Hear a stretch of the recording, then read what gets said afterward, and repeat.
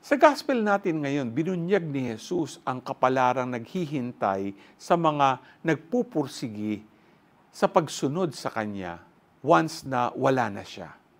At dito makikita na kailanman ay hindi siya nagbigay ng false hope. Ano ang pangako niya?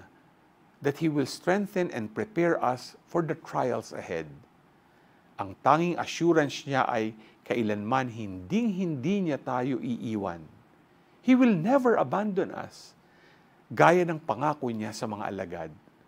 Ang mga salita ni Jesus ang magsisilbing lakas for those who remain faithful kahit sa paanan ng Kalbaryo sa krus.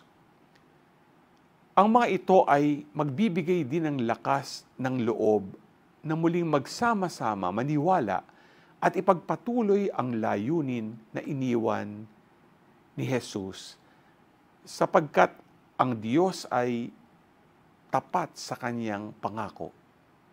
Ikaw, handa ka bang umasa sa Diyos? G ka ba?